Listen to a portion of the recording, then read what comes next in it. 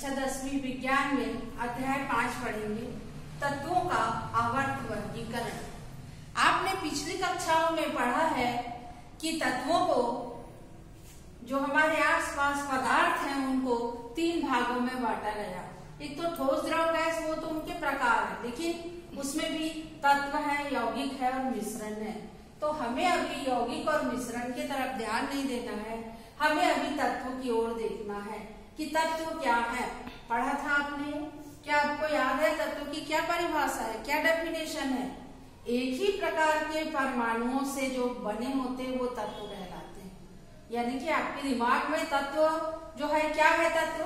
Sodium एक तत्व है, पोटेशियम एक तत्व है, लिथियम, ये कार्बन, ये सब एक तत्व है। तो तत्व क्या होते हैं? एक ही प्रकार के परमाणुओं से बने होते हैं। आज आपके सामने वर्तमान में कितने तत्व आपको ज्ञात है? 118 तत्व। इसमें से 118 तत्वों में से 92 तत्व प्रकृति में है, यानी आप इसको अयस्कों से प्राप्त कर सकते हैं। और 92 के बाद वाले तत्व जो है वो प्रकृति में नहीं है, तो फिर कहाँ है? ये 118 कैसे हो गए? तो ये मनुष्य के द्वारा बनाए गए हैं। इस तत्व को हम कृत्रिम तत्व या परायूरेनियम तत्व कहते हैं। इसका नाम कृत्रिम तत्व इसलिए है क्योंकि आर्टिफिशियल है, मनुष्य के द्वारा बनाया गया है। और इसी का नाम परायूरेनियम तत्व इसलिए है क्योंकि 92 परमाणु क्रमांक 92 जो है वो यूरेनियम का है, और ये तत्व इसके बाद आते हैं। चूंकि ये कृत्रिम तत्व यूरेनियम के बाद आते हैं, इसलिए हम इन्हें परायूरेनियम तत्व कहते हैं। देखो, आप दुकान में जब जाते हो, तत्वों का वर्गीकरण, ये वर्गीकरण शब्द क्यों आया? जब आप दुकान में सामान लेने जाते हो, आप बोलते दुकानदार को कि हमको साबुन दो, तो वो कहाँ पूरे दुकान में ढूंढता रहता है? नहीं, उसको पता है कि साबुन उस वाले रेट में है। वहां से कौन सी साबुन चाहिए, नहाने की कि कपड़े धोने की, वो भी अलग रखा हुआ है। वो आपको व्यवस्थित वहां से सामान निकाल कर देता है। अगर आप पेन मांगते हो तो पता है कि पेन यहाँ रखा हुआ है, दाल के डब्बे में दाल रखी हुई है, यानी वो सब सामान को व्यवस्थित रखता है कि ग्राहक को आसानी हो।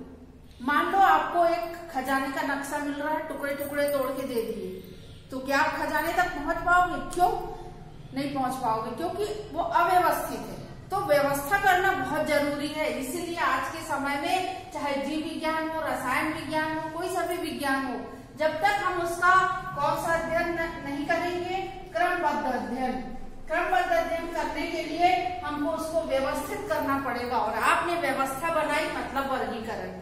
तो वर्गीकरण की हमें इसलिए आवश्यकता होती है। तो रसायन विज्ञान में इकट्ठे 118 तत्व नहीं हो गए थे। शुरू में 2, 4, 8, 15, 20, 25, 32, 60, 65 इस तरह तत्वों की खोज होते गई।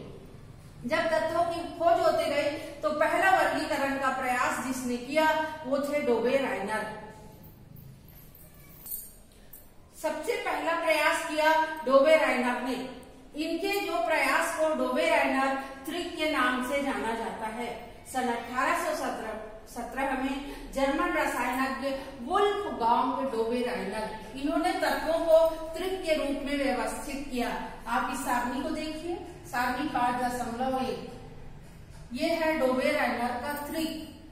लिथियम, सोडियम, पोटेशियम एक त्रिक हो गए, कैल्शियम, स्ट्रोंशियम, बेरियम दूसरा त्रिक हो गया, क्लोरीन, ब्रोमीन, आयोडीन और ये तीसरा त्रिक हो गया। तो उन्होंने क्या किया? तत्वों को तीन तत्वों को उनके परमाणु द्रव्यमान के आरोही क्रम में, आरोही क्रम यानी बढ़ता क्रम, परमाणु द्रव्यमान के आरोही क्रम में, आरोही क्रम मीन्स बढ़ता क्रम। ये देखिए, लिथियम का 6.9 है, सोडियम 23 है, इससे बड़ा, पोटेशियम 39। तो तत्वों को जब उनके बढ़ते हुए परमाणु भार के आधार पर रखा या परमाणु द्रव्यमान के आधार पर रखा तो 3 त्रिक बने। और ये त्रिक उन्होंने कैसे बनाया? उन्होंने बताया कि ये जो 3 त्रिक होंगे तो उसमें जो बीच का तत्व होगा उसका द्रव्यमान इन दोनों के तत्वों के द्रव्यमान का औसत होगा। तो चलो हम निकाल कर देखते हैं। यहाँ पर 3 त्रिक में लिथियम है, सोडियम है, पोटेशियम है, बीच का तत्व सोडियम है। तो बीच के तत्व को अभी हमको छोड़ देना है। वैसे इसका भार 23 होता है, हमको मालूम है, पर हम देखते हैं क्या डोबे-राइनर त्रिक सही बोल रहे हैं। तो लिथियम का भार है 6.9 और पोटेशियम का भार है 39.0, है ना। तो हम इसको क्या करेंगे? जोड़ेंगे। तो क्या मिला आपको 45.9। अब हम इन दोनों को जोड़ लिए, इन दोनों के भार को, अब इसका औसत निकालेंगे। तो औसत निकालने के लिए हम इसको किससे भाग देंगे? 2 से। 2 से भाग देंगे, 2 दूनी 4, फिर हम 5, फिर 2 दूनी 4, फिर दशमलव लगाया हमने, 9 उतारा, तो 2 नियम 18, फिर 1 बचा, 0, 2 पंजे 10। तो क्या देख रहे हैं आप? 22.95, जो लगभग किसके बराबर है? 23 के। तो इस तरह उन्होंने डोबे-राइनर त्रिक बनाया, पर इनका ये त्रिक इसके लिए सही निकला, इसके लिए भी सही निकला, इसके लिए भी सही निकला, पर उन्होंने इस 3 त्रिक के अलावा और जितने तत्व ज्ञात थे और त्रिक नहीं बना पाए वो, तो इसलिए इनकी जो सारणी है वो असफल हो गई, असफल हो गई। लेकिन इनका योगदान है। तो डोबे-राइनर के त्रिक के बारे में परीक्षा में आता है, आपको ये याद रखना है कि ये डोबे-राइनर त्रिक है। अब आप इस सारणी को देखिए, सारणी 5.2 को मैंने 3 त्रिक है यहाँ, nitrogen, phosphorus, arsenic, calcium, strontium, barium, chlorine, bromine, iodine, ये आपको घर में करने के लिए है। अब ये 3 त्रिक है, जैसा कि मैंने बताया कि ये इसका द्रव्यमान है और ये इसका और ये इसका। आपको क्या करना है? ये दोनों द्रव्यमान का योग करके उसको 2 से डिवाइड करना है। क्या इतना आ रहा है? अगर इतना आ रहा है लगभग, मतलब ये डोबे-राइनर त्रिक है।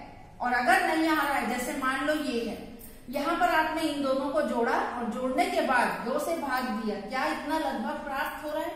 अगर प्राप्त हो रहा है तो ये डोबे-राइनर त्रिक है, और प्राप्त नहीं हो रहा है मतलब ये डोबे-राइनर त्रिक नहीं है। तो इस तरह ये डोबे-राइनर का त्रिक है। क्या बताया उन्होंने? ये उनका नियम है कि त्रिक के 3 तत्वों को उन्होंने परमाणु द्रव्यमान के जब आरोही क्रम में रखा, तो बीच वाले तत्व का परमाणु द्रव्यमान अन्य 2 तत्वों के परमाणु द्रव्यमान का औसत होता है। तो ये है डोबे-राइनर का त्रिक।